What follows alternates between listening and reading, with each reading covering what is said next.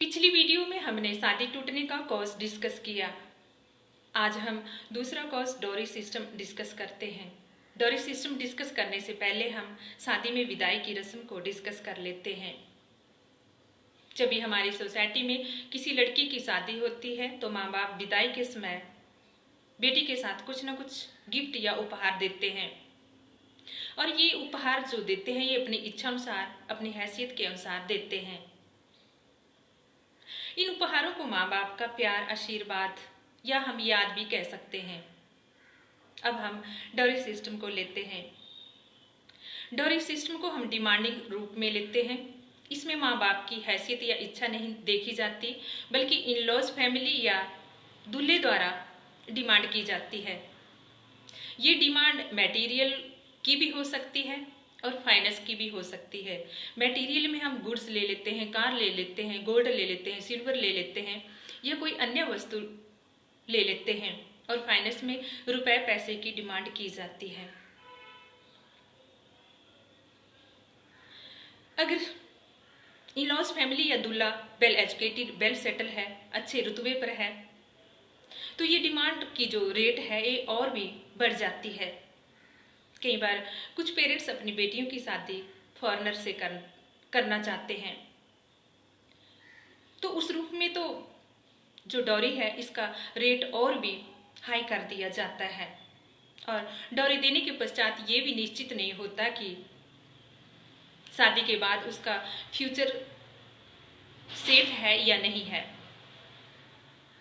और कई बार जब इन लॉज के अकॉर्डिंग डॉरी नहीं दी जाती तो शादी के बाद ब्राइड को, नव विवाहिता को, या यूं कह लीजिए कि लड़की को फिजिकल और मेंटल टॉर्चर भी किया जाता है। और कई बार मेंटल फिजिकल सफर इतना ज़्यादा किया जाता है कि लड़की सुसाइड जैसे कदम उठा लेती है और अपने जीवन का अंत कर लेती है। और कई बार कुछ केसेस में इन लॉज द्वारा ब्राइड का जीवन समाप्त कर दिया जाता है।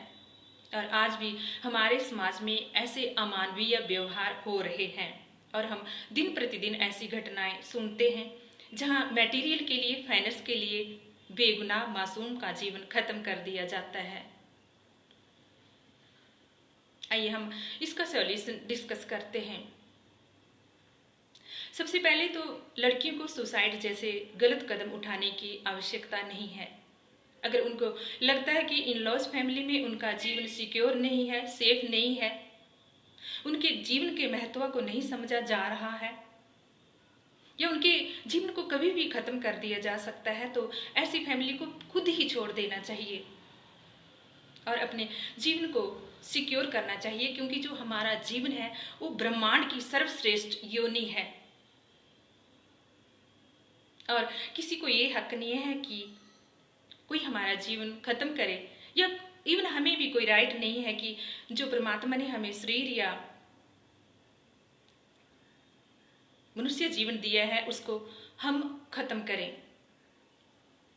आज सोसाइटी इतनी एडवांस हो चुकी है, बहुत इंडस्ट्रीज हैं, फैक्ट्रीज हैं, कंपनीज हैं या अन्य कार्यस्थल हैं जहां लड़कियां कमाकर अपने जीवन को चला सकती हैं। इसके अतिरिक्त बचपन से ही माँ बाप को लड़कियों को फिजिकल और मेंटल स्टेबल करना होगा। उन्हें नारी बेचारी, अबला जैसी विचारों से दूर रखना चाहिए, बल्कि उनको जीवन में ऐसे उदाहरण देने चाहिए जिससे वो ज़्यादा से ज़्यादा स्ट्रॉन्ग बन सके और जीवन की कठिन से कठिन परिस्थितियों का सामना कर सके। आज हमारे समाज में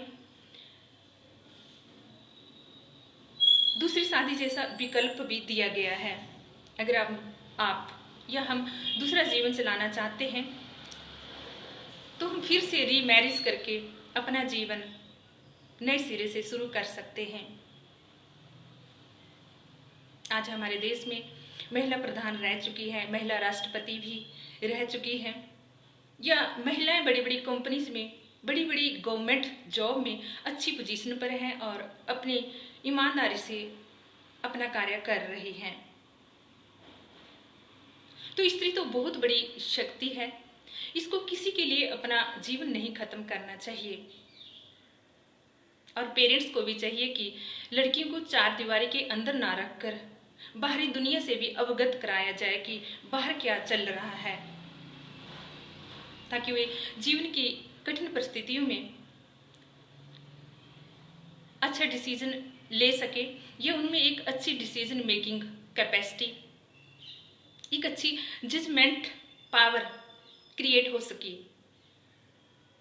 इसलिए पेरेंट्स को भी उनको ज़्यादा से ज़्यादा सुशिक्षित बनाना चाहिए। इसके अतिरिक्त आज युवा वर्ग को भी आगे आने की आवश्यकता है, जो डॉरी जैसे सोशल इवल को दूर करे और रुपए पैसे और मटेरियल के लिए किसी के जीवन का अंत ना करे, समाप्ति ना करे। इसलिए लड़कियों को ज़्यादा से ज़्यादा वेल एजुकेटेड करें, वेल सेटल करें, सेल्फ डिपेंड बनाएं, ताकि जीवन में कोई अगर बैड परिस्थिति आती भी है तो वे अपने जीवन को चला सके। धन्यवाद। जय हिंद।